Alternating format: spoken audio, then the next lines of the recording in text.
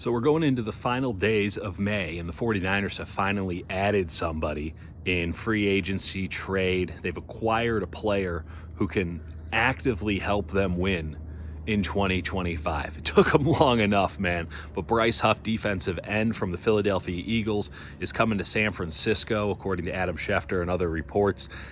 It just didn't work out for him in Philly. But this is a guy in Bryce Huff who is a hell of a pass rusher. He ain't going to do anything else for you, but he is a hell of a pass rusher at defensive end. And he signed for $17 million a year with the Eagles going into last season. Now, Vic Fangio and him clearly did not see eye to eye. Vic Fangio trying to build that defense around its strength, especially on the defensive line, which is the interior. And Bryce Huff is a pass rusher. He's trying to get after the quarterback. He's not here to set an edge. He's not here to stop the run. He's here to kill the quarterback.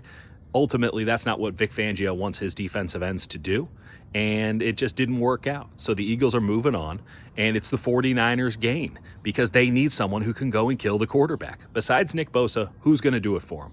Sam Aquanu isn't that guy, and he's probably not even more than a down or two player. You don't know really what you have in Michael Williams. I'm bullish on him, but his game really isn't killing the quarterback. He's more of an all-around defensive end, and I think he'll still get plenty of playing time here with Bryce Huff.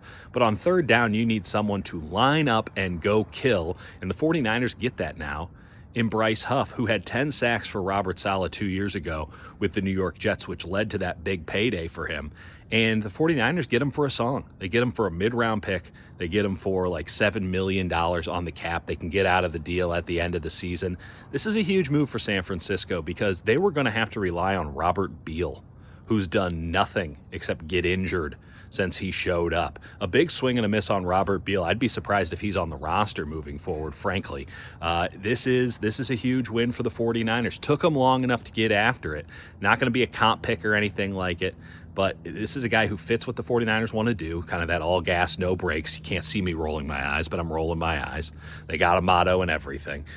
He's going to fit in exactly to what they do, and he's going to come in for a specialized role. They're not paying him $17 million a year so you can have him be a specialist as opposed to the all-around player the Eagles needed him to be at $17 million a year. This is a great pickup for San Francisco. Do you feel good about trading with the Eagles? I guess if you win the trade, yeah.